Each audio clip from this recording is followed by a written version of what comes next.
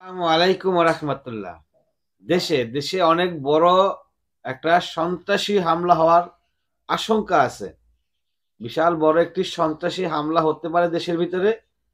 এরকম একটা নিউজ আমরা শুনতে পেয়েছিলাম যুক্তরাজ্য থেকে।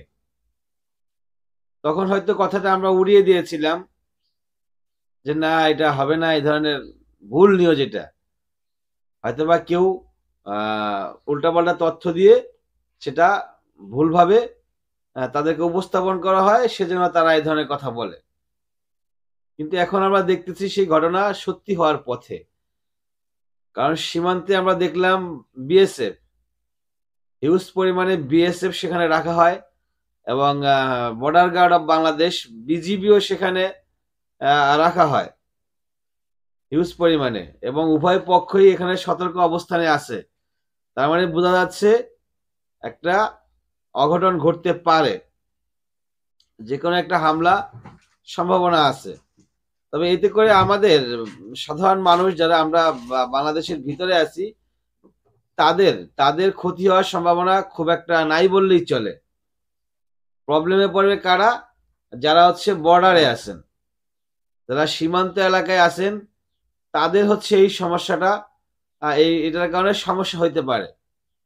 কিন্তু যারা ঢাকা বা ভিতরে যারা আছে, তাদের এই হামলার শিকার হওয়ার সম্ভাবনা নাই বললেই চলে। তো আমাদের সীমান্তে যারা আছে, আমরা সর্বদাই চেষ্টা করব তাদেরকে রক্ষা করার জন্য।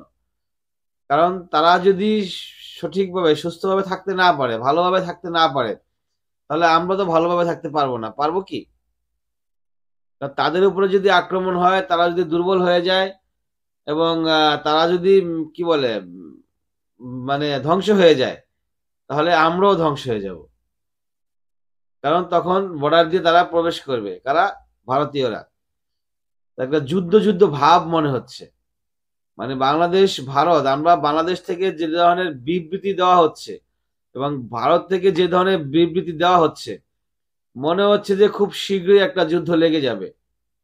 গাজওয়াতুল হিন্দ, সেই গাজওয়াতুল হিন্দ হয়তোবা চলে আসছে। কিন্তু গাজওয়াতুল হিন্দ তো হবেই, হবে না? মানে হিন্দুদের সঙ্গে মুসলমানদের যুদ্ধ, হিন্দুদের সঙ্গে মুসলমানদের যুদ্ধ, এটা তো হবেই, এতে কোনো ভুল নাই। কে বলছেন কথাটা?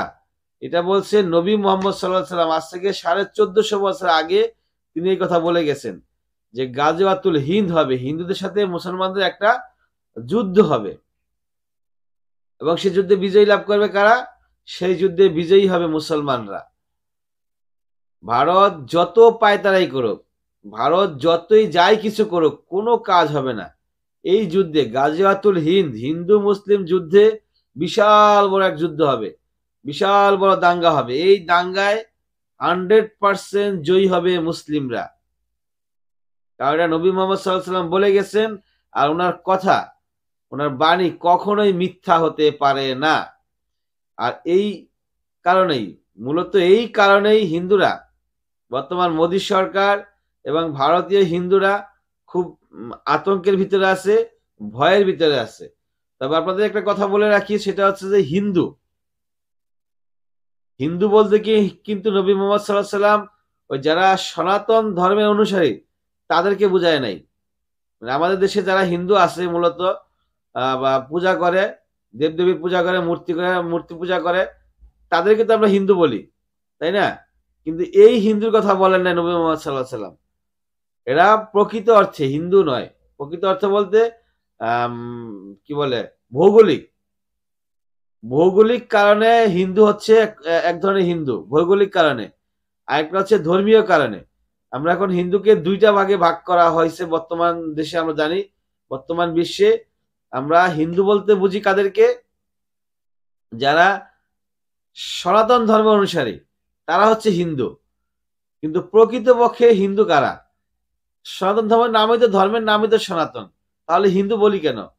হিন্দু হচ্ছে প্রকৃতপক্ষে ভারতের একটা নদী আছে সিন্ধু নদ, ওই সিন্ধু নদের অববাহিকায় যারা বসবাস করেন, সিন্ধু নদের অববাহিকায় যারা বসবাস করেন, তাদেরকে ভৌগোলিকভাবে হিন্দু বলা হয়। সেখানে যারা ইসলাম ধর্ম অনুসারী, তারাও ভৌগোলিকভাবে হিন্দু। যারা খ্রিস্টান ধর্ম অনুসারী, তারাও ভৌগোলিকভাবে হিন্দু। যারা সনাতন ধর্ম অনুসারী তারাও ভৌগোলিকভাবে হিন্দু। তো যেহেতু ওখানে সনাতন ধর্মের অনুসারীরা বেশি, তো সেজন্য আমরা এই সনাতন ধর্মাবলম্বী লোকদেরকেই মূলত হিন্দু বলে থাকি। কিন্তু না, সেটা আমাদের ভুল চিন্তা ভাবনা। তো নবী মোহাম্মদ সাল্লাহ সাল্লাম ওই হিন্দুদের কথা বলেছেন। আমাদের যে বাংলাদেশের যে হিন্দু ভাইরা আছে, যারা মূর্তি পূজা করে, দেবদেবীর পূজা করে, সনাতন ধর্ম যারা অনুসারী, ওই হিন্দুদেরকে বলেন নাই। নবী মোহাম্মদ সাল্লাহ সাল্লাম বলেছেন ওই ভারতের সিন্ধু নদের অববাহিকায়, অর্থাৎ ভারতের সঙ্গে, মূলত ডাইরেক্ট বলতে গেলে ভারতের সঙ্গে মুসলমানদের যুদ্ধ হবে, ভারতের সঙ্গে মুসলিমদের যুদ্ধ হবে, সেই যুদ্ধে মুসলমানরাই জয়লাভ করবে। এটাই বলে গেছেন 1450 বছর আগে নবী মোহাম্মদ সাল্লাহ সাল্লাম। তার মানে এই ঘটনা খুব শীঘ্রই ঘটতে যাচ্ছে, আমরা আশা করতে পারি।